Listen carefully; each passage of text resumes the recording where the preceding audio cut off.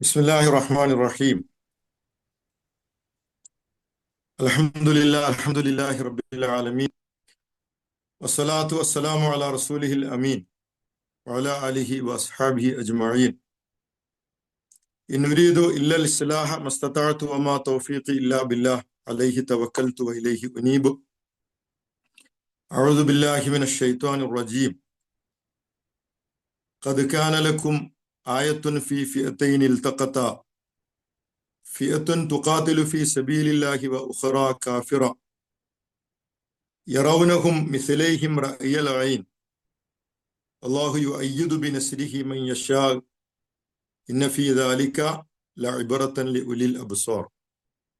സദഖല്ലാഹുൽ അലിയുൽ അലീം. ഏറെ സ്നേഹം നിറഞ്ഞ പ്രിയ സഹോദരന്മാരെ, സഹോദരിമാരെ, പ്രിയ സുഹൃത്തുക്കളെ, അസ്സലാമു അലൈക്കും വറഹ്മത്തുള്ളാഹി വബറകാതുഹു. ഖദ് കാന ലക്കും ആയത്തുൻ ഫീ ഫിഅതൈനി ഇൽതഖതാ. പരസ്പരം ഏറ്റുമുട്ടിയ ആ രണ്ട് വിഭാഗങ്ങൾക്കിടയിൽ നിശ്ചയമായും നിങ്ങൾക്ക് ചില ദൃഷ്ടാന്തങ്ങളുണ്ട്. ഫിയത്തുൻ തുഖാതിലു ഫീ സബീലില്ല, അതിൽ ഒരു വിഭാഗം അള്ളാഹുവിന്റെ മാർഗത്തിലാണ് യുദ്ധം ചെയ്യുന്നത്. വ ഉഖറ കാഫിറത്തുൻ, എന്നാൽ മറ്റൊരു വിഭാഗം അവർ നിഷേധിക്കൂട്ടമാണ്. യറൗനഹും മിസ്ലൈഹിം റഅയൽ ഐൻ, നിഷേധികളായ ആളുകൾക്ക്, നിഷേധിക്കൂട്ടത്തിന് വിശ്വാസികളുടെ രണ്ടിരട്ടി ഉള്ളതായി, നിഷേധിക്കൂട്ടം വിശ്വാസി സമൂഹത്തിന്റെ 2 ഇരട്ടി ഉള്ളതായി നോക്കുന്നവർക്കൊക്കെ അങ്ങനെ അനുഭവപ്പെടുമായിരുന്നു, അങ്ങനെ കാണുന്നുണ്ടായിരുന്നു. അല്ലാഹു യുഅയ്യിദു ബിനസ്രിഹി മൻ യശാ, എന്നാൽ അല്ലാഹു അവന്റെ സഹായം കൊണ്ട് അവൻ തെരഞ്ഞെടുക്കുന്ന, അവൻ ഉദ്ദേശിക്കുന്ന ആളുകളെ പടച്ചതമ്പുരാൻ ശക്തിപ്പെടുത്തുന്നു. ഇന്ന ഫീ ദാലിക ലഇബ്റതൻ ലിഉലിൽ അബ്സാർ, നിശ്ചയമായും ഉൾക്കാഴ്ചയുള്ള ആളുകൾക്ക് ഇതിൽ ഒരുപാട് പാഠങ്ങളുണ്ട്. പ്രവാചകൻ തിരുമേനി സല്ലല്ലാഹു അലൈഹി വസല്ലമയുടെ കാലത്ത് നമുക്കറിയാം,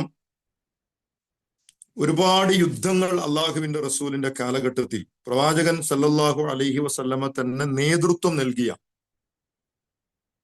വളരെ വലിയ മഹായുദ്ധങ്ങൾ, ദിവസങ്ങളോളം നീണ്ടു നിൽക്കുന്ന യുദ്ധങ്ങളൊക്കെ പ്രവാചകൻ സല്ലല്ലാഹു അലൈഹി വസല്ലമയുടെ കാലഘട്ടത്തിൽ നടന്നിട്ടുണ്ട്. പക്ഷെ ആ യുദ്ധങ്ങളിൽ നിന്നൊക്കെ ഭിന്നമായി അള്ളാഹുവിന്റെ റസൂലിന്റെ കാലഘട്ടത്തിൽ നടന്ന ഒരുപക്ഷെ ഭൗതികമായ കണക്കുകൾ വെച്ച് നമ്മൾ പരിശോധിക്കുകയാണ് എങ്കിൽ വളരെ നിസ്സാരമെന്ന് തോന്നുന്ന ഒരു മഹായുദ്ധം എന്നൊന്നും പറയാൻ കഴിയാത്ത വിധത്തിൽ ഒരു ചെറിയ 2 വിഭാഗം ആളുകളുടെ സംഘട്ടനം എന്നൊക്കെ മാത്രം നമുക്ക് പറയാൻ കഴിയുന്ന ഒരു യുദ്ധമാണ് യഥാർത്ഥത്തിൽ ബദർ എന്ന് പറയുന്നത്. എന്തുകൊണ്ട് എന്ന് ചോദിച്ചാൽ, ബദറിൽ ഒരു ഭാഗത്ത് പ്രവാചകൻ തിരുമേനി സല്ലല്ലാഹു അലൈഹി വസല്ലമയുടെ ഭാഗത്ത് ആകെ 313 ആളുകൾ, 300 എന്നും 311 എന്നും 12 എന്നും 13 എന്നും 14 എന്നും വ്യത്യസ്തമായ അഭിപ്രായങ്ങളുണ്ട്. എന്നിരുന്നാലും പ്രബലമായ അഭിപ്രായ പ്രകാരം 313 ആളുകൾ പ്രവാചകൻ സല്ലല്ലാഹു അലൈഹി വസല്ലമയുടെ ഭാഗത്തും എതിർപക്ഷത്ത് 1000-ഓളം വരുന്ന ആളുകൾ മാത്രവും അടങ്ങിയ മദീനയിൽ നിന്ന് 162 കിലോമീറ്ററുകൾക്കകലെ ബദർ എന്ന് പറയുന്ന ഒരു താഴ്വരയിൽ വെച്ച് റമദാൻ 17 അന്ന് ഒരു പ്രഭാതത്തിൽ ഏതാനും മണിക്കൂറുകൾ മാത്രം നീണ്ടുനിന്ന, 3-4 മണിക്കൂറൊക്കെ മാത്രം നീണ്ടുനിന്ന, രാവിലെ തുടങ്ങി ഉച്ചയാവുന്നതിന് മുമ്പ് തീർന്നുപോയ വളരെ ചെറിയ ഒരു യുദ്ധമാണ് യഥാർത്ഥത്തിൽ ബദർ യുദ്ധം എന്ന് പറയുന്നത്. പക്ഷെ ഇസ്ലാമിക ചരിത്രത്തിൽ ബദറിനോളം പ്രാധാന്യമുള്ള, ഗൗരവമുള്ള, പഠിക്കപ്പെടേണ്ട വേറെ ഒരു യുദ്ധവും പ്രവാചകൻ തിരുമേനി സല്ലല്ലാഹു അലൈഹി വസല്ലമയുടെ കാലഘട്ടത്തിൽ നടന്നിട്ടില്ല എന്ന് ചരിത്രം അങ്ങനെ മനസ്സിലാക്കുന്നു, ഇസ്ലാമിക പണ്ഡിതന്മാർ അങ്ങനെ തിരിച്ചറിയുന്നു. ബദർ യുദ്ധത്തെ ബദർ യുദ്ധം എന്നല്ല പറയാറുള്ളത്. അസുവത്തു ബദറുൽ കുബറ എന്ന് പറഞ്ഞാൽ ബദർ മഹായുദ്ധം എന്നാണ്. നമ്മുടെ ഒരു ചോദ്യം എന്താണെന്ന് ചോദിച്ചാൽ, എന്തുകൊണ്ട് ബദർ ഇത്രയധികം ശ്രദ്ധേയമായ അനുസ്മരിക്കപ്പെടുന്ന ഒരു യുദ്ധമായി എന്തുകൊണ്ട് ബദർ മാറി തീർന്നു? ബദറിനേക്കാൾ ആളുകൾ പങ്കെടുത്ത വലിയ പോരാട്ടങ്ങൾ, 10,000-കണക്കിന് ആളുകൾ പങ്കെടുത്ത മഹാപോരാട്ടങ്ങൾ പ്രവാചകൻ സല്ലല്ലാഹു അലൈഹി വസല്ലമയുടെ കാലഘട്ടത്തിൽ നടന്നിട്ടുണ്ട്. എന്നിട്ടും എന്തുകൊണ്ട് ബദർ ചർച്ചയാകുന്നു എന്ന് ചോദിച്ചാൽ, അവിടെയാണ് ബദർ പഠിക്കപ്പെടേണ്ടതുണ്ട്. സവിശേഷമായി ഏതൊരു കാലഘട്ടത്തിലും ഇസ്ലാമിക സമൂഹത്തെ സംബന്ധിച്ചിടത്തോളം അവര് വളരെ ഗൗരവ സ്വഭാവത്തിൽ പഠിക്കേണ്ട ഒരു ചരിത്രമാണ്, സന്ദേശമാണ് ബദർ എന്ന് പ്രിയമുള്ളവരെ നമ്മൾ തിരിച്ചറിയുന്നത്. ബദറിനെ കുറിച്ച് ഞാൻ ഓതി വെച്ച ആയത്തിൽ അല്ലാഹു തആല ഒരൊറ്റ കാര്യം മാത്രമാണ് ബദറിനെ കുറിച്ച് പറഞ്ഞത്. എന്തുകൊണ്ട് ബദർ വലിയ പാഠങ്ങളുടെ, ഗുണപാഠങ്ങളുടെ, ദൃഷ്ടാന്തങ്ങളുടെ പാഠപുസ്തകമായി എന്തുകൊണ്ട് ബദർ മാറിത്തീരുന്നു എന്ന് അല്ലാഹു തആല പറഞ്ഞപ്പോ ഖുർആൻ അതിനെ കുറിച്ച് പറഞ്ഞൊരു കാര്യം എന്താണെന്ന് ചോദിച്ചാൽ, ഫിഅത്തുൻ തുഖാതിലു ഫീ സബീലില്ലാ, അതിൽ ഒരു വിഭാഗം അള്ളാഹുവിന്റെ മാർഗത്തിലാണ്. അപ്പൊ നമ്മൾക്ക് അള്ളാഹുവിന്റെ മാർഗം എന്ന് നമ്മൾ വിചാരിക്കുമ്പോൾ എന്തുകൊണ്ടാണ് ഖുർആൻ അങ്ങനെ പറഞ്ഞത് എന്ന് ഒരുപക്ഷെ നമ്മൾ ആഴത്തിൽ നമ്മൾ ആലോചിച്ചു കൊള്ളണമെന്നില്ല. സ്വാഭാവികമായി ഖുർആനിലൊക്കെ നിരന്തരമായി കടന്നു വരുന്ന ഒരു സ്വാഭാവികമായ പദപ്രയോഗം എന്ന നിലക്ക് ചിലപ്പോൾ നമ്മൾ അങ്ങനെ വിചാരിച്ചിട്ടുണ്ടാകാം. പക്ഷെ ഖുർആൻ പറഞ്ഞു തുടങ്ങുന്ന ഒരു കാര്യം എന്താണെന്ന് ചോദിച്ചാൽ, ബദറിൽ വലിയ പാഠങ്ങളുണ്ട്, വലിയ ദൃഷ്ടാന്തങ്ങളുണ്ട് എന്ന് അല്ലാഹു തആല പറഞ്ഞിട്ട് അല്ലാഹു തആല പറയുന്നത് ഫിഅത്തുൻ തുഖാതിലു ഫീ സബീലില്ലാ. ആ ദൃഷ്ടാന്തങ്ങളുടെ ഏറ്റവും പ്രധാനപ്പെട്ട കാരണം എന്താണെന്ന് ചോദിച്ചാൽ, ഒരു വിഭാഗം അള്ളാഹുവിന്റെ മാർഗത്തിലാണ് എഴുന്നേറ്റ് നിൽക്കുന്നത് എന്നതാണ്. വൗഖറ കാഫിറത്തുൻ, മറ്റൊരു വിഭാഗം, എതിർ വിഭാഗം, അവർ നിഷേധിക്കൂട്ടമാണ് എന്നതാണ്. അപ്പൊ ഒരു വിഭാഗം നിഷേധിക്കൂട്ടവും തിന്മയുടെ വക്താക്കളും, മറുവിഭാഗം അള്ളാഹുവിന്റെ മാർഗത്തിലും എഴുന്നേറ്റ് നിന്നുകൊണ്ട് പരസ്പരം ഏറ്റുമുട്ടി എന്നതാണ് ബദർ വലിയ ദൃഷ്ടാന്തമായി തീരാനുള്ള ഏറ്റവും പ്രധാനപ്പെട്ട കാരണമെന്ന് അല്ലാഹു തആല ഖുർആനിൽ പരിചയപ്പെടുത്തുന്നത് പ്രിയമുള്ളവരെ നമുക്ക് കാണാൻ കഴിയും. ഞാൻ ആലോചിക്കുന്ന ഒരു കാര്യം എന്താണെന്ന് ചോദിച്ചാൽ, ബദർ യുദ്ധത്തിൽ ഒരു ഭാഗത്ത് 313ഓളം ആളുകളും പ്രവാചകൻ സല്ലല്ലാഹു അലൈഹി വസല്ലമയും ഒരു ഭാഗത്ത് നിൽക്കുമ്പോൾ, മറുഭാഗത്ത് 1000ഓളം വരുന്ന സർവായുധ സജ്ജമായ ഖുറൈശി പട മറുഭാഗത്ത് നിൽക്കുമ്പോൾ, നമ്മളൊന്ന് ആ രണഭൂമി, ആ യുദ്ധഭൂമി നമ്മളൊന്ന് വീക്ഷിച്ചു നോക്കൂ. ഒരു ഭാഗത്ത് റസൂൽ സല്ലല്ലാഹു അലൈഹി വസല്ലം നിൽക്കുന്നു, മറുഭാഗത്ത് അള്ളാഹുവിന്റെ റസൂൽ ജീവനേക്കാൾ പ്രവാചകൻ സ്നേഹിച്ചിരുന്ന പ്രവാചകന്റെ ഒരു പിതൃവൻ അബ്ബാസ് റളിയല്ലാഹു അൻഹു, എതിർപക്ഷത്ത് അബൂജഹലിന്റെ സൈന്യത്തിൽ ശത്രുപക്ഷത്ത് അബ്ബാസ് എന്ന് പറയുന്ന പ്രവാചകന്റെ മൂത്താപ്പ അബ്ബാസ് റളിയല്ലാഹു അൻഹു പിതൃവൻ മറുഭാഗത്ത് ശത്രുപക്ഷത്താണ്.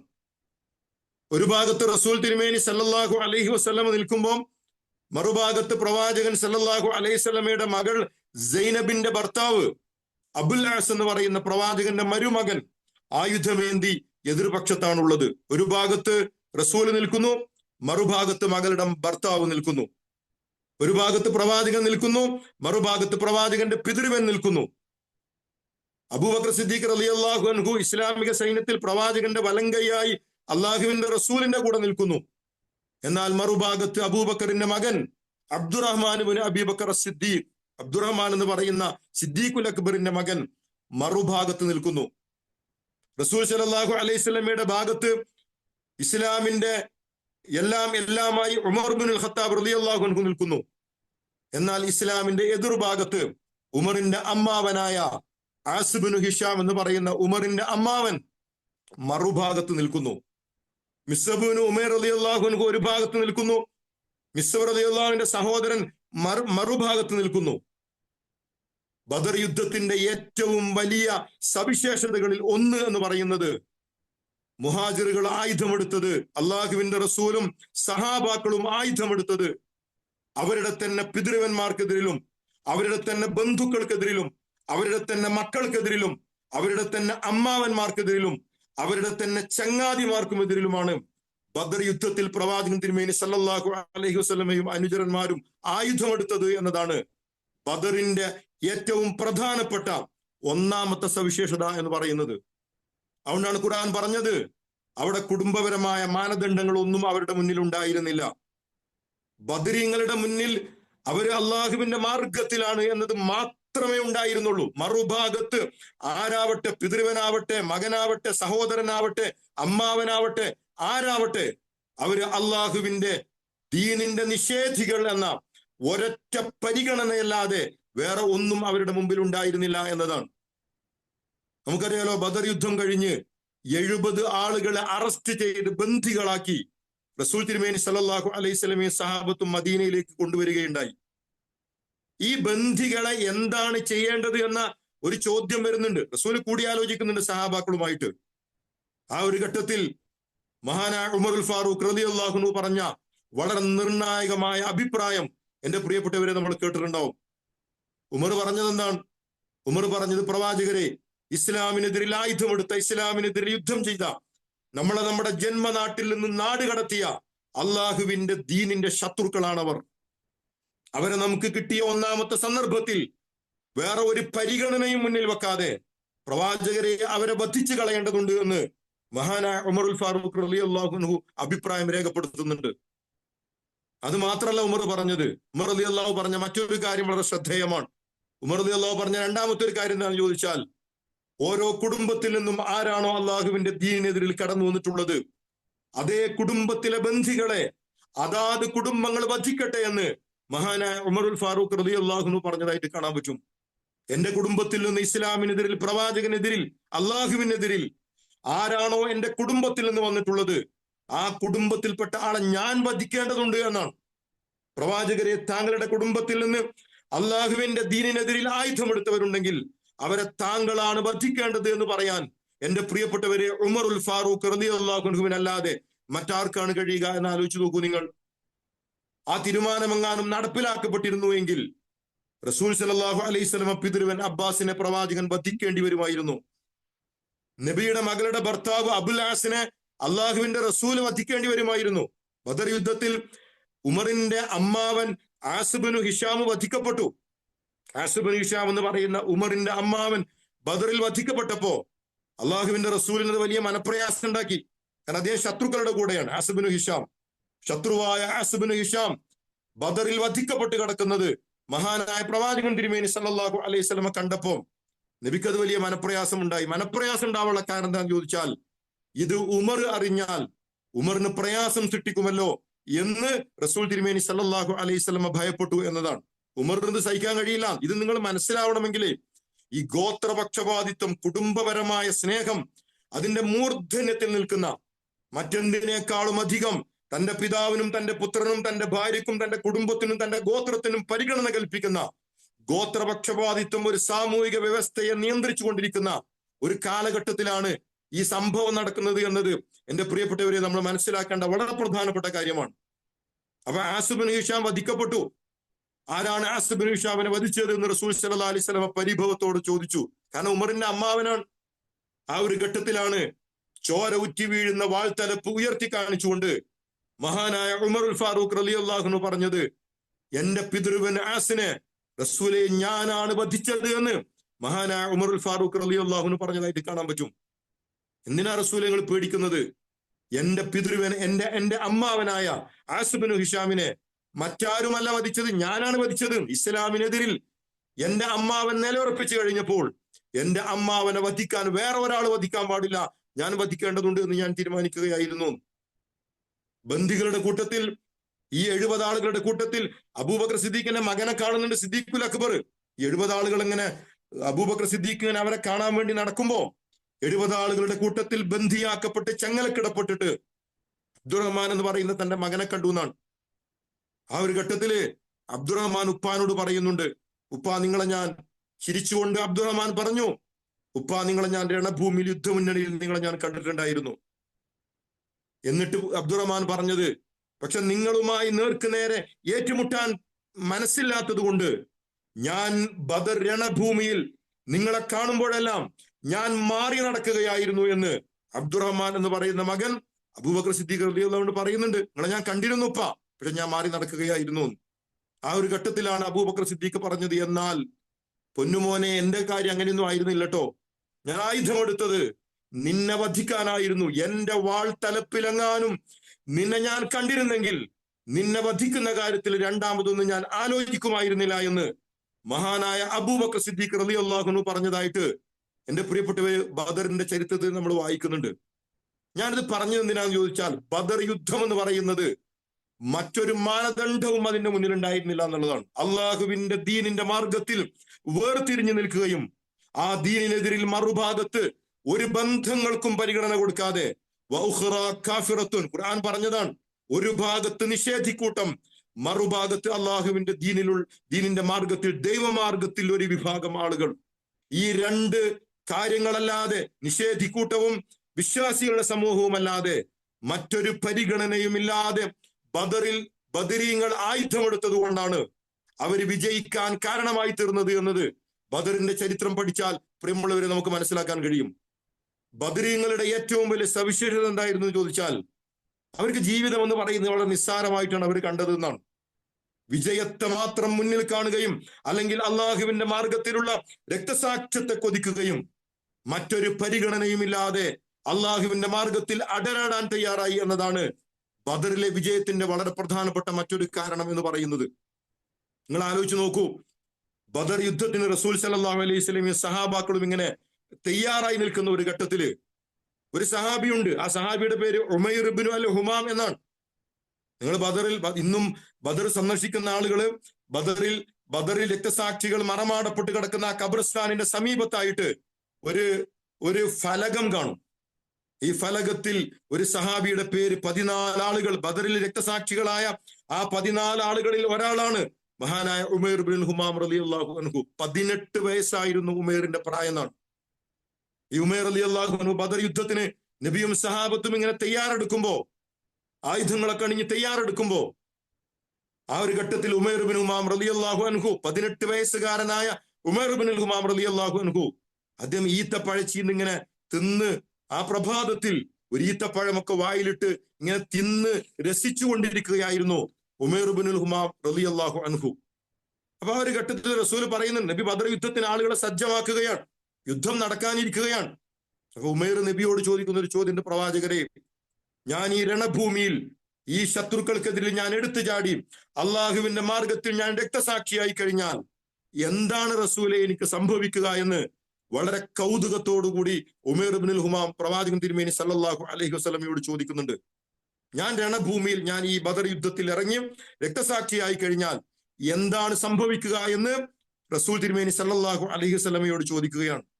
അപ്പൊ ആ ഒരു ഘട്ടത്തിൽ പ്രവാചകൻ സല്ലല്ലാഹു അലൈഹി വസല്ലമ പറയുന്നുണ്ട്, ഇന്നക മിൻ അഹ്ലിക, നീ സ്വർഗത്തെ കുറിച്ചാണ് സുവിശേഷം അറിയിക്കുന്നത്, നീ സ്വർഗത്തിൽ എത്തിപ്പെടുക തന്നെ ചെയ്യും. ഫിൽ ജന്ന ഫഅൈന അന യാ റസൂലല്ലാഹ് എന്ന് ചോദിക്കുമ്പോൾ റസൂൽ പറഞ്ഞു, ഫിൽ ജന്ന, താങ്കൾ സ്വർഗത്തിൽ എത്തിക്കഴിഞ്ഞിട്ടുണ്ടാവും. അത്രേ ഉള്ളൂ.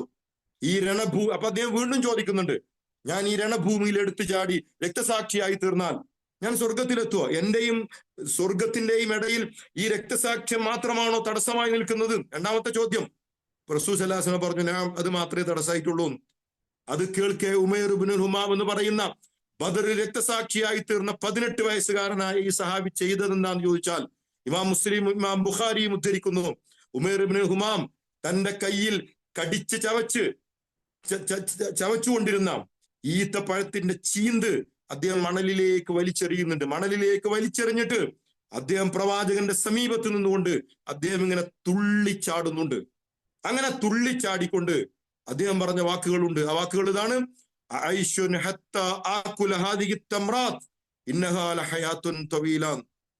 ഈ ഈത്തപ്പഴത്തിന്റെ ചീന്ത് തിന്നു തീരുന്നത് വരെ ഇനി ഇവിടെ ജീവിക്കുക എന്ന് പറയുന്നത്. ഒരു ഈത്തപ്പഴത്തിന്റെ ചീന്ത് തിന്നു തീരാൻ എത്ര സെക്കൻഡ് വേണം, എത്ര സമയം വേണം?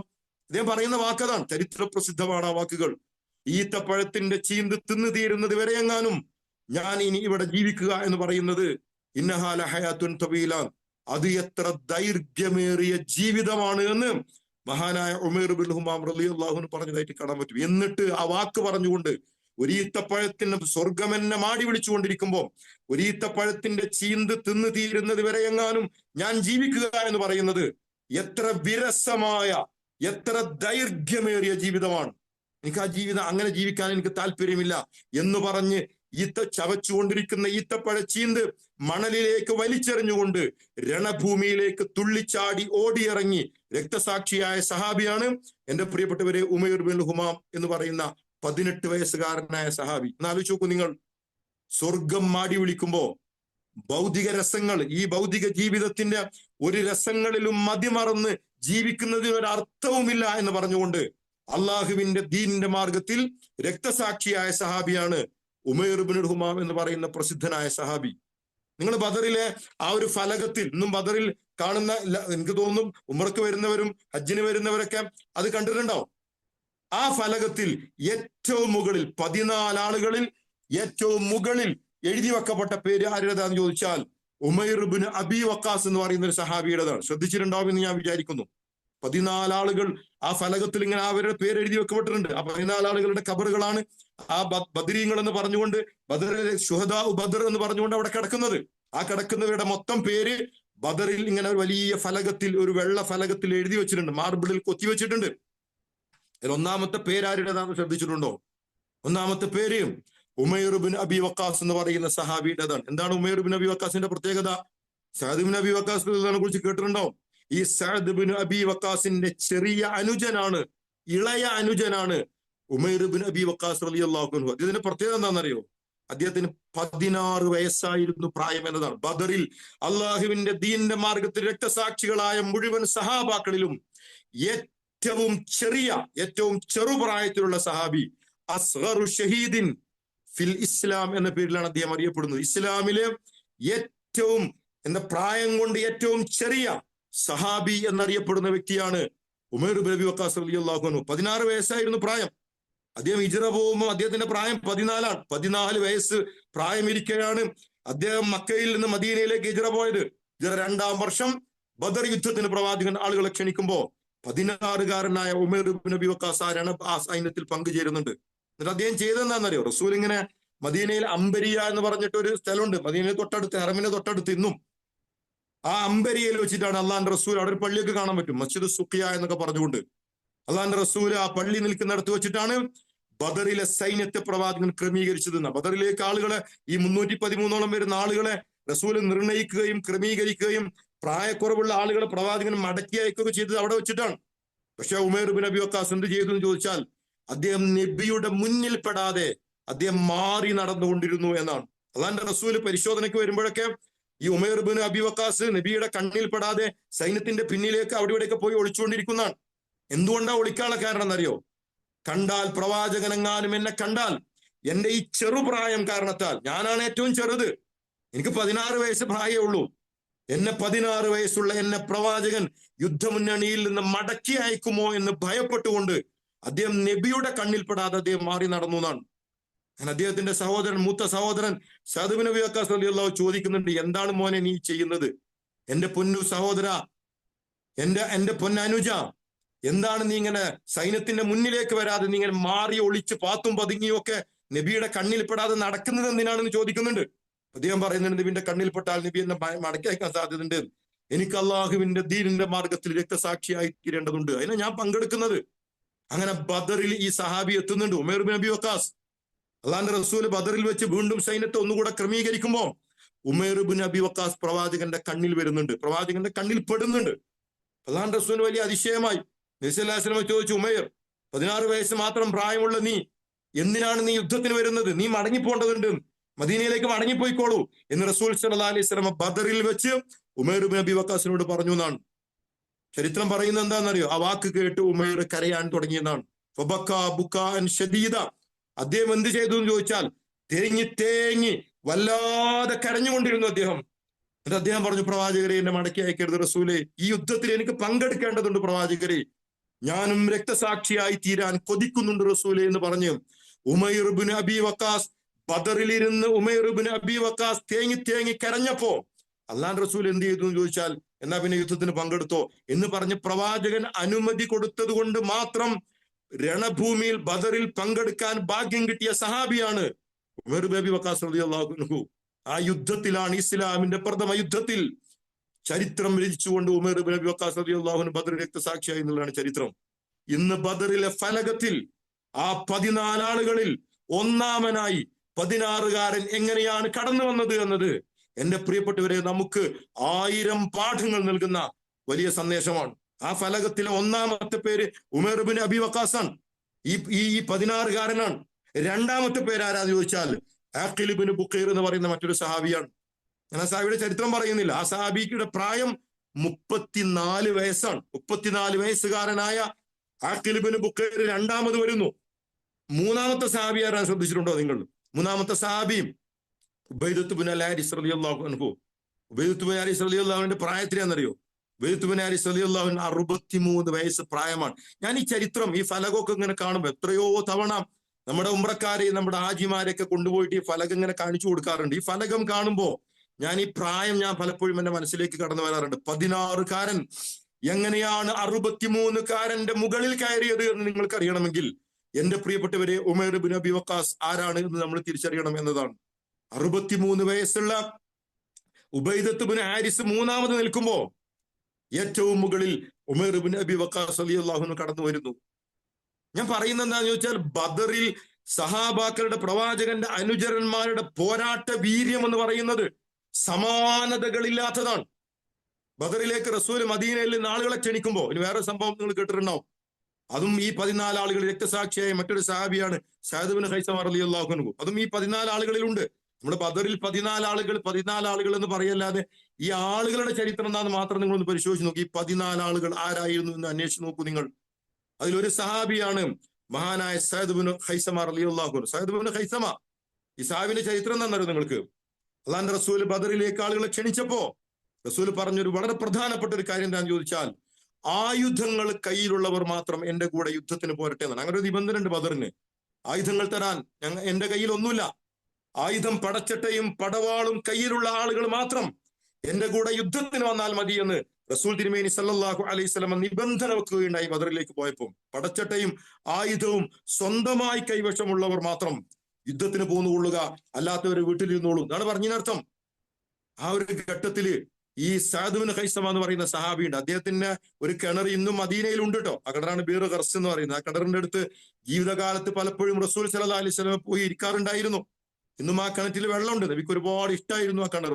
സഅദ് ബിൻ ഖൈസമയുടെ വീട്ടിൽ റസൂൽ പലപ്പോഴും അന്തി ഉറങ്ങുമായിരുന്നു. നബി ഹിജ്റ ചെയ്ത് നബി കുബൈൽ എത്തിപ്പെട്ടപ്പോ, കുബൈലാണ് സഅദ് ബിൻ ഖൈസമയുടെ വീടുണ്ടായിരുന്നത്. ആ വീട് നിന്നിന്റെ സ്ഥലത്ത് കുബൈൽ പ്രത്യേകം അടയാളപ്പെടുത്തി വെച്ചിട്ടുണ്ട്. അദ്ദേഹത്തിന്റെ കിണറാണ് ബീർ ഖർസ് എന്ന് പറയുന്ന കിണർ. ആ കിണറിനെ നബി എത്രമാത്രം സ്നേഹിച്ചിട്ടുണ്ടെന്നറിയോ? ഞാൻ മരണപ്പെട്ടു കഴിഞ്ഞാൽ എന്നെ നിങ്ങൾ ഈ കിണറിൽ നിന്ന് കുളിപ്പിക്കണം, ഈ കിണറ്റിലെ വെള്ളം കൊണ്ട് കുളിപ്പിക്കണം എന്ന് റസൂൽ വസിയത്ത് പറഞ്ഞത് കാരണത്താലാണ് അള്ളാഹുവിന്റെ റസൂലിന്റെ തിരുശരീരം കുളിപ്പിക്കാൻ ഭാഗ്യം കിട്ടിയ കിണറാണ് സഅദ് ബിൻ ഖൈസമയുടെ ബീർ ഖർസ് എന്ന് പറയുന്ന കിണർ. സ്വർഗത്തിലെ കിണർ എന്നൊക്കെ റസൂലിനെ കുറിച്ച് പറയുമായിരുന്നു. ഇന്നും മദീനയിൽ ആ കിണർ ഇവിടെ വരുന്ന തീർത്ഥാടകർക്ക് തുറന്നു കൊടുക്കുകയും അതിൽ നിന്ന് വെള്ളം കുടിക്കാനുള്ള സൗകര്യമൊക്കെ സൗദി ഗവൺമെന്റ് പ്രത്യേകമായി ചെയ്തു വെച്ചിട്ടുണ്ട്. വേറൊരു കാര്യം ഞാൻ പറയുന്നത്, ആ കിണറിന്റെ ഉടമസ്ഥന്റെ പേരാണ് സഅദ് ബിൻ ഖൈസമ റളിയല്ലാഹു അൻഹു. അദ്ദേഹത്തിന്റെ വീട്ടിൽ നടക്കുന്ന ഒരു കാര്യം എന്താ? ആ വീട്ടിലും ഒരു പടച്ചട്ടയും ഒരു പടവാളും മാത്രമേ ഉണ്ടായിരുന്നുള്ളൂ. എന്നാൽ സഅദിന്റെ പിതാവ് ഖൈസമ യുദ്ധത്തിന് പോകാൻ തയ്യാറായി. ഈ പടവാളും പടച്ചട്ടയ്ക്ക് ഏന്തി നിൽക്കാണ്. അപ്പൊ മകൻ പറഞ്ഞു, ഈ പടച്ചട്ടയ്ക്ക് അവകാശി ഉപ്പ ഞാനാണ്. പടച്ചട്ട നിങ്ങൾ എന്റെ കയ്യിൽ തരണം, ഞാൻ യുദ്ധത്തിന് പോകണം, ഉപ്പ വീട്ടിലിരുന്നോളൂ. അപ്പൊ ഉപ്പ പറയുന്നു, മോനെ നീ വീട്ടിലിരുന്നോ, ഏതായാലും ഇത് ഒന്നാമത്തെ യുദ്ധമല്ലേ, ഞാൻ പോവാം, നീ വീട്ടിലിരുന്നോളൂ. നമ്മളാണെങ്കിൽ എന്താ പറയുന്ന ആലോചിച്ച് നോക്കൂ നിങ്ങൾ. നീ പോയിക്കോ എന്നല്ലേ നമ്മൾ പറയാ.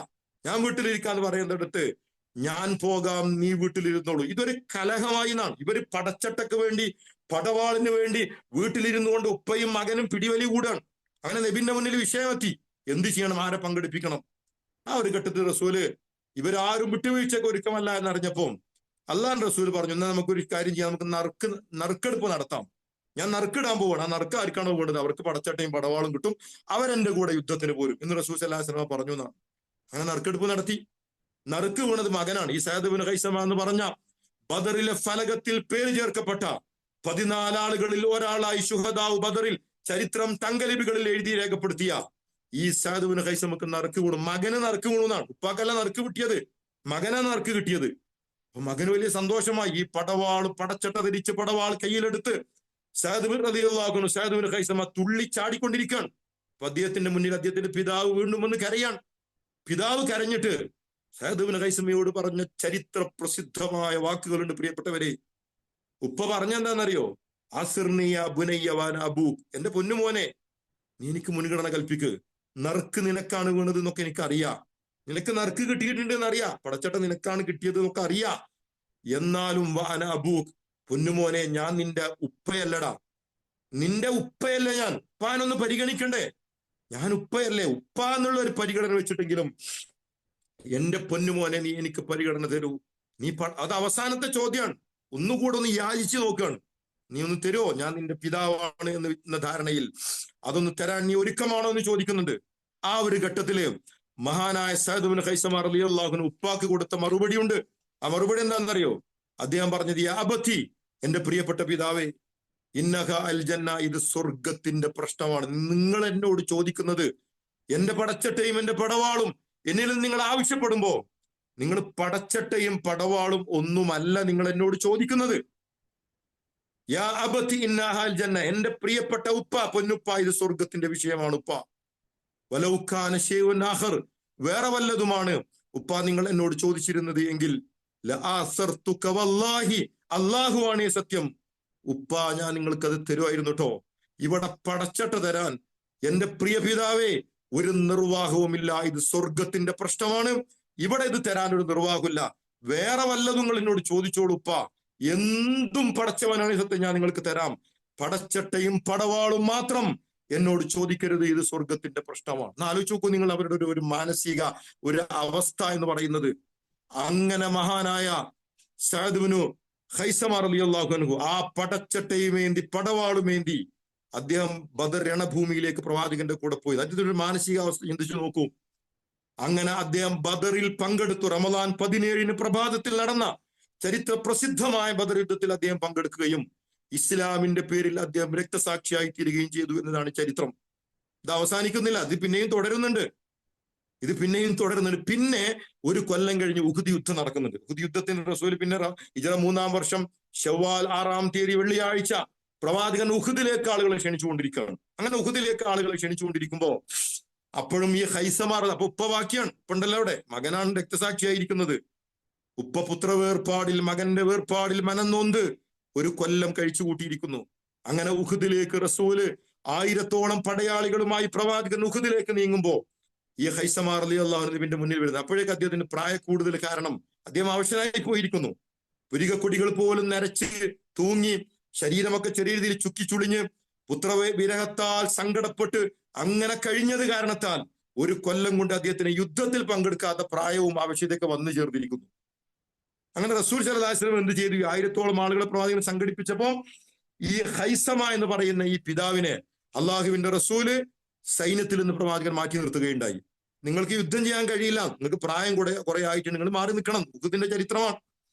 ആ ഒരു ഘട്ടത്തിൽ ഖൈസമ കരയുന്നുണ്ട്, പിതാവ് കരയുന്നുണ്ട്. എന്നിട്ട് ഖൈസമ റളിയല്ലാഹു അൻഹു പറഞ്ഞൊരു വാക്കുണ്ട്, പ്രവാചകരെ, എന്നെ നിങ്ങൾ എങ്ങനെയെങ്കിലും യുദ്ധത്തിലൊന്ന് പങ്കെടുപ്പിക്കണം റസൂലെ. ഇന്നലെ രാത്രി ഞാൻ ഉറങ്ങിക്കൊണ്ടിരിക്കുമ്പോ അള്ളാഹുവിന്റെ റസൂലെ, എന്റെ മകനെ ഞാൻ ഇന്നലത്തെ രാത്രിയിലെ കിനാവിൽ എന്റെ മകനെ ഞാൻ കണ്ടിട്ടുണ്ട്. ഇന്നലെ ഞാൻ എന്റെ മോനെ സ്വപ്നം കണ്ടിട്ടുണ്ട്. ഏത് മോൻ? ബദർ രക്തസാക്ഷിയായ സയദ് എന്ന് പറയുന്ന എന്റെ മകനെ ഇന്നലെ രാത്രി എന്റെ റസൂലെ, ഇന്നലെ രാത്രി ഉറക്കത്തിൽ ഞാൻ സ്വപ്നത്തിൽ ഞാൻ കണ്ടിട്ടുണ്ട് റസൂലെ. എന്താ പ്രശ്നം? എന്റെ മകൻ സ്വർഗീയ ആരാമങ്ങളിൽ എന്റെ മകൻ ഇങ്ങനെ ഇരിക്കുന്നുണ്ട്. അവിടെ സുഖാസ്വാദനങ്ങളിൽ മുഴുകി സ്വർഗീയ ആരാമങ്ങളിൽ തുള്ളിച്ചാടി ആനന്ദിച്ചുകൊണ്ട് എന്റെ മകൻ കഴിയുന്നത് ഇന്നലെ രാത്രി ഞാൻ കിനാവിൽ കണ്ടു. എന്ന് മാത്രമല്ല, ആ മകൻ എന്നെ വിളിക്കാൻ, ഉപ്പ നിങ്ങൾ എന്താ അങ്ങോട്ട് വരാത്തത്? ഉപ്പ, നിങ്ങളെ ഞാൻ കാത്തു നിൽക്കുകയാണ്. എന്റെ പൊന്നുപ്പ, നിങ്ങളും എന്റെ കൂടെ വരിപ്പ, നിങ്ങളെ ഞാൻ ഇവിടെ സ്വർഗത്തിൽ കാത്തു നിൽക്കുന്നില്ലേ എന്ന് എന്റെ മകൻ ഇന്നലെ സ്വപ്നത്തിൽ എന്നോട് പറയുന്നത് ഇന്നലെ ഞാൻ ഉറക്കത്തിൽ കണ്ടിട്ടുണ്ട് റസൂലെ. അതുകൊണ്ട് എന്താ വിഷയം? അതുകൊണ്ട് ഖൈസമ പറഞ്ഞത്, റസൂലെ, എനിക്ക് എന്റെ മകനെ കണ്ടേ പറ്റൂ, അതുകൊണ്ട് എന്നെ ഒന്ന് യുദ്ധത്തിൽ പങ്കെടുപ്പിക്കണേ എന്ന് ഖൈസമ റളിയല്ലാഹു അൻഹു പറഞ്ഞതായിട്ട് കാണാൻ പറ്റും. നബി യുദ്ധത്തിൽ പങ്കെടുപ്പിക്കുന്ന ചരിത്രം. അങ്ങനെ ശവ്വാൽ 7-ാം തീയതി ശനിയാഴ്ച രാവിലെ ഉഹുദ് രണഭൂമിയിൽ നടന്ന ചരിത്ര പ്രധാനമായ പോരാട്ടത്തിൽ ഈ ഖൈസമ റളിയല്ലാഹു അൻഹു എന്ന് പറയുന്ന പിതാവ് രക്തസാക്ഷിയായി തീർന്നു എന്നുള്ളതാണ് ചരിത്രം. ഇവിടെ 70 ആൾക്കാർ മറമാടപ്പെട്ട് കിടക്കുന്നുണ്ട്. 70 ആളുകളിൽ ഒരാൾ ഈ പറയുന്ന ഖൈസമ റളിയല്ലാഹു അൻഹുവാണ്. ഞാനിത് പറയുന്നതിനാന്ന് ചോദിച്ചാൽ, ഇതായിരുന്നു സഹാബാക്കൾ. ബദറിലെ ഓരോ സഹാബിയുടെയും മനോഭാവം എന്ന് പറയുന്നത് ഇതായിരുന്നു. ആ മനോഭാവത്തോടുകൂടി അവർ പടവെട്ടിയത് കൊണ്ടാണ്, യുദ്ധം ചെയ്തത് കൊണ്ടാണ് ബദറിലെ ഇതിഹാസ സമാനമായ വിജയത്തിലേക്ക് അല്ലാഹു തആല അവരെ കൊണ്ടുപോയത് എന്ന് എന്റെ പ്രിയപ്പെട്ടവരെ നമ്മൾ തിരിച്ചറിയേണ്ടതുണ്ട് എന്നതാണ്. ലളിതമാണ് അതിന്റെ ആഖ്യാനം, വളരെ ലളിതമാണ്. അതിന്റെ സൂത്രവാക്യം എന്ന് പറയുന്നത്, ഒരു ജനത മരിക്കാൻ തീരുമാനിച്ചു കഴിഞ്ഞാൽ ആ ജനതയെ പരാജയപ്പെടുത്താൻ ലോകത്ത് ഒരു ശക്തിക്കും സാധ്യമല്ല എന്ന ഐതിഹാസികമായ പാഠമാണ് എന്റെ പ്രിയപ്പെട്ടവരെ ബദർ നമുക്ക് നൽകുന്നത്. ഒരു ജനത ജീവിതത്തെ പ്രണയിക്കാതെ ഒരു ജനത മരിക്കാൻ തീരുമാനിച്ചാൽ, അങ്ങനെയാണല്ലോ മഹാനായ ഖാലിദ് വലീദ് റളിയല്ലാഹു അൻഹു പേർഷ്യൻ സാമ്രാജ്യത്തെ കടമുഴക്കിയെറിയാൻ ഖാലിദിന്റെ സൈന്യം റുസ്തമിന്റെ കൊട്ടാരത്തിലേക്ക് ഖാലിദിന്റെ സൈന്യം നീങ്ങുന്നുണ്ട്. ചക്രവർത്തിക്ക് ഖാലിദ് എഴുതുന്ന ഒരു വളരെ ലളിതമായ ഒരു എഴുത്തുണ്ട്, ചെറിയൊരു ലെറ്റർ എഴുതുന്നുണ്ട്. അതിൽ പറയുന്ന ഒരു കാര്യമുണ്ട്, ചില ഡിമാൻഡുകൾ വെക്കുന്നുണ്ട്. ഇന്ന ഡിമാൻഡുകൾ നിങ്ങൾ അംഗീകരിക്കുന്നില്ല എങ്കിൽ അന്ന് നിലനിൽക്കുന്ന മഹാസാമ്രാജ്യത്തിന്റെ ദർബാറിലേക്കാണ് ഈ ഖാലിദ് റളിയല്ലാഹുവിന്റെ എഴുത്ത് ചെല്ലുന്നത്. അദ്ദേഹം പറഞ്ഞു, ഞങ്ങളുടെ ഈ ഇത്തരം ഡിമാൻഡുകൾ നിങ്ങൾ അംഗീകരിക്കാൻ തയ്യാറല്ലെങ്കിൽ ജിഅ്തുകും ബിഖൗമിൻ, ഒരു വിഭാഗം ആളുകളുമായി ഞങ്ങളാണ് വരുന്നുണ്ട് നാളെ. യുഹിബ്ബൂനൽ മൗത ഫീ സബീലില്ലാഹ്, അള്ളാഹുവിന്റെ മാർഗത്തിലുള്ള മരണത്തെ, കമാ തുഹിബ്ബൂന ശുർബൽ ഖംർ, അങ്ങനെ പറഞ്ഞാൽ അവർക്കത് മനസ്സിലാവും. നിങ്ങൾ മദ്യപാനത്തെ, കള്ളുകുടിയ ലഹരിയെ നിങ്ങൾ എത്രമാത്രം പ്രണയിക്കുന്നുണ്ടോ, മദ്യപാനത്തോടുള്ള നിങ്ങളുടെ ഈ വൈകാരികമായ ആസക്തി പോലെ അങ്ങനെ കഠിനമായി അള്ളാഹുവിന്റെ ദീനിന്റെ മാർഗത്തിലുള്ള മരണത്തെ ഒരു സ്വപ്നം പോലെ നെഞ്ചിലേറ്റിയ കുറച്ച് വിപ്ലവകാരികളായ മനുഷ്യരുമായിട്ട് നാളെ ഞാൻ നിങ്ങളുടെ ദർബാറിലേക്ക് ഞാൻ വരുന്നുണ്ട് എന്ന് മഹാനായ ഖാലിദ് വലീദ് റളിയല്ലാഹു അൻഹു പറഞ്ഞതായിട്ട് കാണാൻ പറ്റും. പറയാ മാത്രല്ല, പിറ്റേന്ന് പ്രഭാതത്തിൽ നടന്ന ചരിത്രപ്രധാനമായ യുദ്ധത്തിൽ പേർഷ്യൻ സാമ്രാജ്യത്തെ കടപുഴക്കിയെറിഞ്ഞു എന്ന് ചരിത്രത്തിൽ പ്രിയപ്പെട്ടവരെ നമ്മൾ വായിക്കുന്നില്ലേ? അപ്പൊ ഞാൻ പറയുന്നത് എന്താണെന്ന് ചോദിച്ചാൽ, ഒരു ജനത മരിക്കാൻ തീരുമാനിച്ചു കഴിഞ്ഞാൽ അവരെ തോൽപ്പിക്കാൻ, അവരെ പരാജയപ്പെടുത്താൻ ജീവിക്കാനുള്ള അർഹത അവർ സ്വാഭാവികമായി നേടിയെടുക്കുന്നു എന്നതാണ്. നിങ്ങൾ ആലോചിച്ച് നോക്കൂ, നമ്മുടെ മുന്നിൽ ഫലസ്തീനും ഗസയും ഒക്കെ നമ്മുടെ മുന്നിലുള്ള ജീവിക്കുന്ന ചരിത്രമാണ് പ്രിയപ്പെട്ടവരെ. എത്ര മാസങ്ങൾ കഴിഞ്ഞു, നമ്മൾ വളരെ സുഖസമൃദ്ധിയിൽ സന്തോഷത്തോടുകൂടി നോമ്പ് തുറന്ന് വിഭവസമൃദ്ധമായ ഭക്ഷണത്തിന്റെ ധാരാളിത്തവുമായിട്ടൊക്കെ നമ്മൾ കഴിഞ്ഞുകൂടുമ്പോ ഗസ എങ്ങനെയാണ് കഴിഞ്ഞുകൂടുന്നത് എന്നത് സോഷ്യൽ മീഡിയകളിലൂടെയും മറ്റ് പത്രങ്ങളിലൂടെയൊക്കെ നമ്മൾ കണ്ടുകൊണ്ടിരിക്കുന്നുണ്ടല്ലോ. ആലോചിച്ച് നോക്കൂ നിങ്ങൾ, തകർന്ന് തരിപ്പണമായി, മുച്ചൂടും തകർന്ന് എഴുന്നേറ്റ് നിൽക്കുന്ന ഒരു കെട്ടിടം പോലും ബാക്കിയില്ലാതെ തകർന്ന് തരിപ്പണമായി ഗസ കിടക്കുന്ന നമ്മൾ കാണുന്നില്ലേ? എന്നിട്ടും ഞാൻ പലപ്പോഴും അതിശയപ്പെടാറുള്ളത്, എന്നിട്ടും എത്ര സന്തോഷത്തോടു കൂടിയാണ് അവർ റമദാനിലെ നോമ്പൊക്കെ എത്ര ആഘോഷത്തോടു കൂടി പാട്ടുപാടി ചിരിച്ച് കളിച്ച് എത്ര സന്തോഷത്തോടു കൂടിയാണ് അവർ ജീവിച്ചുകൊണ്ടിരിക്കുന്നത് എന്നത് പ്രിയപ്പെട്ടവർ നമ്മൾ ചിന്തിച്ചിട്ടുണ്ടോ? അത് എന്തുകൊണ്ട് എന്ന് ചോദിച്ചാൽ, മരണത്തെ, അള്ളാഹുവിന്റെ മാർഗത്തിലുള്ള മരണത്തെ ഒരു വിഭാഗം ജനങ്ങൾ തെരഞ്ഞെടുക്കാൻ തീരുമാനിച്ചു കഴിഞ്ഞാൽ അവരെ തോൽപ്പിക്കാൻ, അവരെ ഇളക്കി മാറ്റാൻ ലോകത്ത് ഒരു വൻ ശക്തിക്കും സാധ്യമല്ല എന്നത് അവരുടെ മുന്നിൽ അടിയറവ് പറയാതെ ലോകത്ത് ഒരു ശക്തിക്കും മുന്നോട്ട് പോകാൻ കഴിയില്ല എന്നതിന്റെ ഇന്നത്തെ ജീവിക്കുന്ന വർത്തമാന കാലത്തെ ഉദാഹരണമാണ് ഫലസ്തീനും ഗസയും. ഏറ്റവും വലിയ ഉദാഹരണം നമ്മൾ കണ്ടുകൊണ്ടിരിക്കുന്ന ഒരു കാര്യമാണ്. ബദറിൽ അങ്ങനെ ഒരുപാട് കാര്യങ്ങളുണ്ട്. ബദറിൽ അറസ്റ്റ് ചെയ്ത് ബന്ദികളാക്കി നബി സല്ലല്ലാഹു അലൈഹി വസല്ലമ പിടികൂടി ആ ബന്ദികളെ എന്ത് ചെയ്യണമെന്ന് ചർച്ച നടക്കുന്നുണ്ട്. മോചനദ്രവ്യം അവരിൽ നിന്നും സ്വീകരിക്കുന്നുണ്ട്. ഒക്കെ വലിയ ചരിത്രമാണ്. ഞാൻ ചരിത്രങ്ങളിലേക്ക് കടക്കുകയല്ല. മോചനദ്രവ്യം സ്വീകരിച്ച് അവരൊക്കെ വിടാം എന്ന് അബൂബക്കർ സിദ്ദീഖിന്റെയും നബിയുടെയും പ്രധാനപ്പെട്ടവരുടെയൊക്കെ അഭിപ്രായമൊക്കെ റസൂൽ സ്വീകരിച്ച് അങ്ങനെ മോചനദ്രവ്യം ഈ 70 ആളുകളെ സ്വതന്ത്രമാക്കാൻ വേണ്ടി മോചനദ്രവ്യം വാങ്ങുന്നുണ്ട്. ഈ ഒരു ഘട്ടത്തിൽ നിങ്ങൾ കേട്ടിട്ടുണ്ടാവും, നബിയുടെ മുന്നിൽ മക്കയിലുള്ള ഇവരുടെ ബന്ധുക്കൾ നബിക്ക് മോചനദ്രവ്യം അയച്ചു കൊടുത്തുകൊണ്ടിരിക്കുകയാണ്. ആ ഒരു ഘട്ടത്തിൽ നബി സല്ലല്ലാഹു അലൈഹി വസല്ലമയുടെ, ഞാൻ നേരത്തെ പറഞ്ഞ നബിയുടെ മരുമകൻ, നബിയുടെ മകളുടെ ഭർത്താവ്, അബുല്ലാസ് എന്ന് പറയുന്ന മകളുടെ ഭർത്താവ്, മകൾ സൈനബാണ്. സൈനബ് റളിയല്ലാഹു, ഒന്നാമത്തെ മകൾ സൈനബ് മക്കയിൽ ഭർത്താവിന്റെ കൂടെ ജീവിക്കുകയാണ്. നിങ്ങൾ സൈനബും അബുല്ലാസും തമ്മിലുള്ള ഒരു ജീവിതത്തെ പഠിക്കേണ്ടതുണ്ട് കേട്ടോ.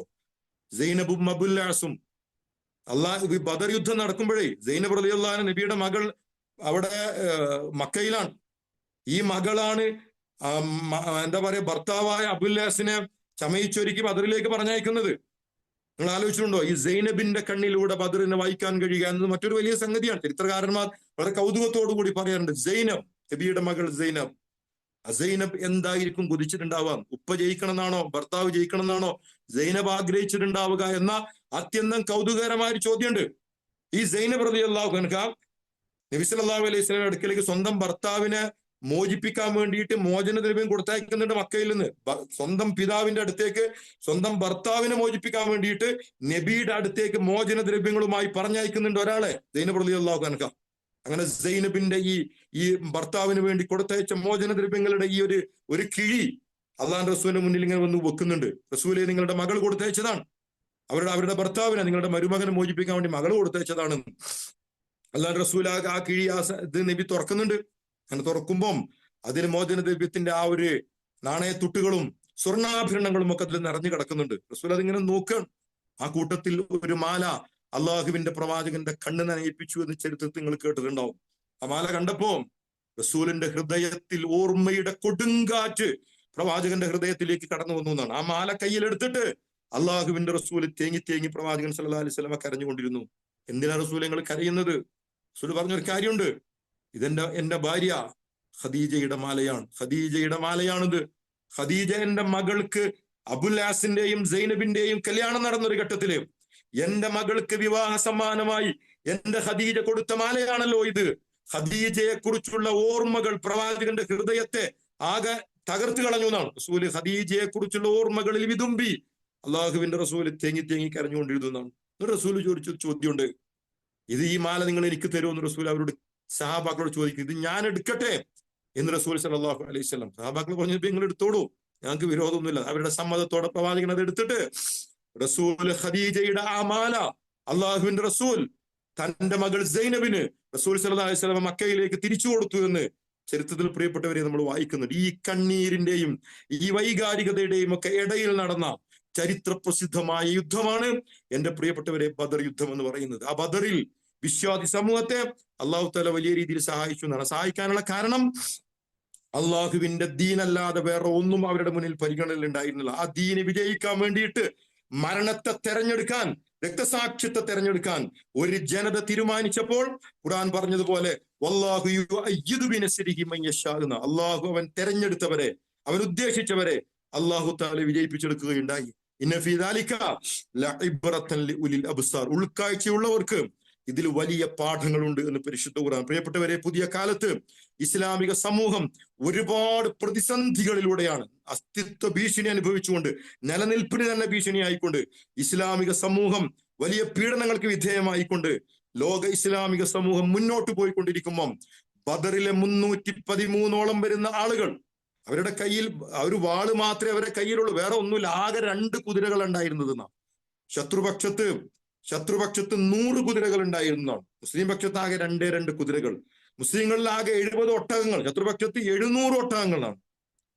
ഇവര് 313 ആളുകൾ, അവർ 1000-ൽ ചില്ലറ ആളുകൾ. അങ്ങനെയൊക്കെ നടന്ന ഈ ഭൗതികമായ മാനദണ്ഡങ്ങൾ പ്രകാരം ദുർബലരായ വിഭാഗമാണ് മുസ്ലിമീങ്ങൾ. പക്ഷെ ആ ദുർബലർ വലിയ ജനസമൂഹത്തെ അതിജയിച്ച വലിയ സൈന്യത്തെ കീഴടക്കി ഇതിഹാസ സമാനമായ വിജയം നേടിയെടുത്ത് ചരിത്രത്തിൽ എഴുതപ്പെട്ട മഹായുദ്ധമാണ് ബദർ എന്ന് പറയും. ഏത് കാലഘട്ടത്തിലും വിപ്ലവകാരികൾക്ക്, പോരാളികൾക്ക് അള്ളാഹുവിന്റെ ദീനിന്റെ മാർഗത്തിൽ ഒരുമിച്ച് നിന്ന്, ഒരു നേതൃത്വത്തിന്റെ കീഴിൽ ഒരുമിച്ച് നിന്ന് പോരാടുന്ന പോരാളികൾക്കുള്ള ഊർജ സ്രോതസ്സാണ് ബദർ എന്ന് പറയുന്നത്. ആ ഒരർത്ഥത്തിൽ വലിയ പ്രതീക്ഷയോടുകൂടി നിരാശക്കടിപ്പെടാതെ മുന്നോട്ട് പോകാനുള്ള ഊർജ പ്രവാഹമായി ബദർ മാറിത്തീരട്ടെ, അതിന്റെ ഓർമ്മകൾ മാറിത്തീരട്ടെ എന്ന് ഞാൻ ആഗ്രഹിക്കുകയാണ്, പ്രാർത്ഥിക്കുകയാണ്. അള്ളാഹു തആല നമ്മയൊക്കെ അനുഗ്രഹിക്കുമാറാവട്ടെ. നമ്മുടെ തെറ്റുകളും കുറ്റങ്ങളും അള്ളാഹു തആല പുറത്തു മാപ്പാക്കി തരുമാറാവട്ടെ. റബ്ബനാ ആതിനാ ഫിദ്ദുനിയ ഹസന വഫിൽ ആഖിറതി ഹസനത വഖിനാ അദാബന്നാർ വആഖിറു ദഅവാനാ അൽഹംദുലില്ലാഹി റബ്ബിൽ ആലമീൻ. അസ്സലാമു അലൈക്കും വറഹ്മത്തുള്ളാഹി വബറകാതുഹു.